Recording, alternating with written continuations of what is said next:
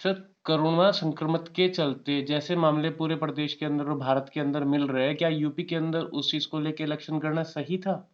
देखिए, जब देश के हालात ऐसे हों और एक पहले से ही ये पता था सरकार को कि इसका दूसरा स्टेन आने वाला है, वो रुक नहीं सकता किसी भी सूरत में। इन्होंने टेस्ट भी किए, कुछ लोगों के बॉडी टेस्ट किए, पिन लगा लगा के देखा, तो उसमें ये पाया गया कि दूसरा स्टेन जरूर आएगा।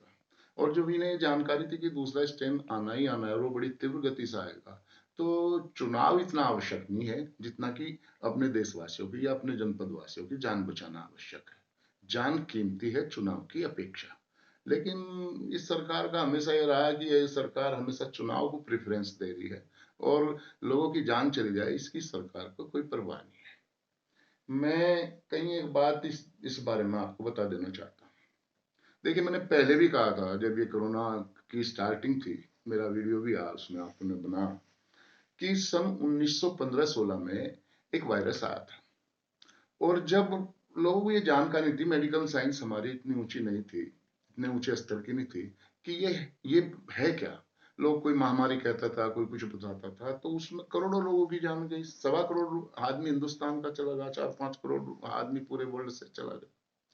लेकिन उस टाइम जो देश तो आजाद नहीं था, लेकिन जो पार्टी लीड कर रही थी देश को, जो आजादी की लड़ाई लड़ रही थी, वो कांग्रेस पार्टी उस टाइम देश की आजादी की लड़ाई में शरीक थी। और सन 1946 के करीब की बात है, जब देश में आजादी मिली। आजादी तो 15 अगस्त 1947 को मिली, लेकिन अंतरिम सरकार थी जिसे लीड प्रधानमंत्री, हमारे पूर्व प्रधानमंत्री पंडित जवाहरलाल नेहरू ने किया। तो सन 1946 में ही उन्होंने, चूंकि देश में टीबी थी उस टाइम, एक असाध्य बीमारी थी टीबी जो है, उसे देखते उन्होंने वैक्सीन का इजाद करा अपने साइंटिस्टों से। और साइंटिस्टों से उन्होंने वैक्सीन इजाद करा के उसकी फैक्ट्रियां लगवाई कि देश में वैक्सीन अधिक से अधिक मात्रा में तैयार की जाए, जिससे कि इस असाध्य बीमारी टीबी का एक समाधान निकल चुके। और उसका ये परिणाम आया कि टीबी जड़ मूल से खत्म हो गई देश। उसके बाद में भी और बीमारी आती रही, उनके लिए वैक्सीन तैयार की। उसके बाद में जब आदरणीय श्रीमती इंदिरा गांधी जी देश की प्रधानमंत्री बनी, उन्होंने फिर इस वैक्सीन को आगे बढ़ाया ताकि लोग चुस्त दुरुस्त रहें देश के, और इस तरह की वायरस जैसी बीमारियां देश में पनप ना पाए। और हालात ये है कि वैक्सीन देश में इतनी पैदा की, पूर्व की सरकारों ने इतनी वैक्सीन देश में पैदा की कि वैक्सीन हम दूसरे देशों को भी निर्यात करने लगे। मेरा इस बात को बताने का मतलब ये था, ऐसे ही ऑक्सीजन का था, जो हमारी सरकारें रही, पूर्व प्रधानमंत्री हमारे पंडित जवाहरलाल नेहरू रहे थे, आदरणीय इंदिरा गांधी जी रही थे, लाल बहादुर शास्त्री थे, आदरणीय राजीव गांधी जी रहे, ऑक्सीजन का बहुत मात्रा में निर्यात करा, चूंकि एक बहुत जनसंख्या का देश था और वायरस और बीमारियां यहाँ आती रहती थी। दूसरे उद्योग चलाने के लिए भी हमें ऑक्सीजन की आवश्यकता थी, तो ऑक्सीजन का बहुत मात्रा में यहाँ पर निर्माण करा गया। और इतना निर्माण हुआ कि दूसरे देशों को भी हमने ऑक्सीजन देनी शुरू कर दी। हालात अब ये हुए कि जब ये वायरस आया, कोरोना वायरस जो है, और इसका एक पहला फेज खत्म हुआ, तो इन लोगों ने ये मान बैठे कि अब ये खत्म होगा। जब 15-16 हजार पर डे पे पेशेंट आने शुरू हुए देश में, इस सरकार ने माना कि अब ये खत्म हो गया। लेकिन ये जानबूझ के माना इन लोगों ने, पता सबको था कि इसका दूसरा स्टेम आने वाला है। ये लोग चुनाव में लग गए। सर, मैं एक चीज पूछना चाहूंगा यहाँ पे आप, क्या बच्चों की पढ़ाई से ज्यादा जरूरी इलेक्शन है? नहीं, बच्चों की पढ़ाई अधिक जरूरी है, देश की शिक्षा अधिक जरूरी है, इलेक्शन उतना जरूरी नहीं होता जो है।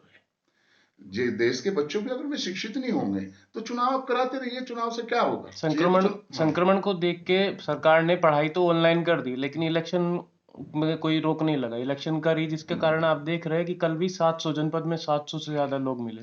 देखिए, ये उसी का नतीजा है। देख, चुनाव में बाहर से लोग आएंगे, प्रचार प्रसार के लिए आएंगे, दूर दूर दूर जगह से वोट, जो कहीं बाहर रह रहे हैं वे वोट डालने के लिए आएंगे। तो निश्चित रूप से जिसको भी कोरोना होगा तो आगे वो संक्रमित करेगा, तो उसकी हानि होगी, उसका लाभ तो कुछ होगा नहीं। चुनाव तो बाद में भी हो सकते हैं। और हम आप एक चीज देखें, अगर लोग जिंदा ही रहेंगे तो चुनाव किसके लिए करोगे देश देश में? किसके लिए आप चुनाव लड़के सत्ता में आओगे जो है?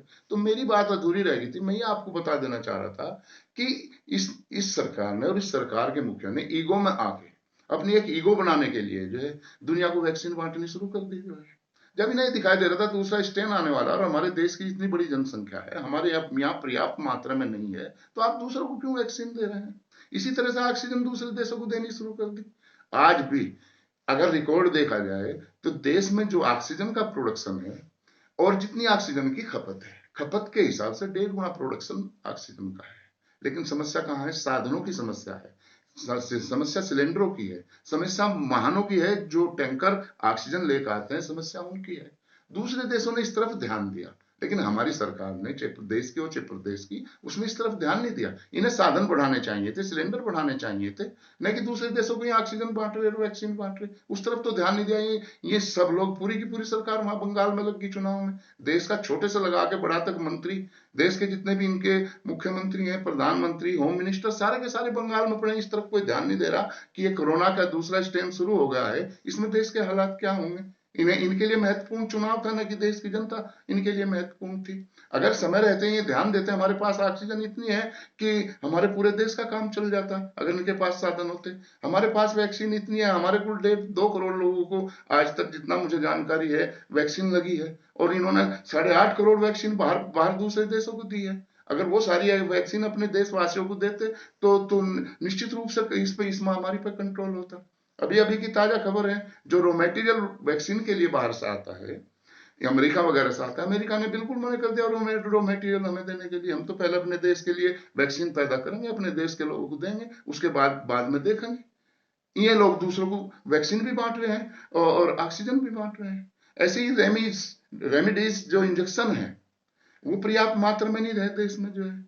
तो अगर समय रहते ही ये सब लोग इस तरफ ध्यान देते और साधन मुहैया कराते, तो शायद आज देश के हालात इतने खराब ना होते जितने इस समय। इस समय कोई कोई हिसाब नहीं है कि कौन आदमी किस चपेट में आ जाए। बहुत लोग धीरे धीरे मरते जाने लग रहे। आप देखिए, हॉस्पिटलों में सिलेंडर नहीं है, हॉस्पिटलों में मरीज के लेटने के लिए बेड नहीं है, एक एक बेड पे 2-2 पेशेंट पड़े हैं, बाहर स्ट्रेचर पे पेशेंट पड़े हैं, बाहर सड़क पे पेशेंट पड़े हैं।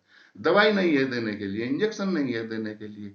हमारे पास अगर चाहिए तो ये था कि हम सब कुछ छोड़ के नए हॉस्पिटलों का निर्माण करते, चाहे वो टेम्परेरी हॉस्पिटल बनाते, ताकि इस दूसरे स्टेम में हम इस बीमारी को कंट्रोल कर सकें। आज हालात देश के बहुत खराब हैं, और ये कहीं ना कहीं इसमें हमारी प्रदेश सरकार और देश सरकार, हमारे जो देश की सरकार है, उसकी दूरदर्शिता की कमी रही है, उनकी नीतियों की कमी रही है।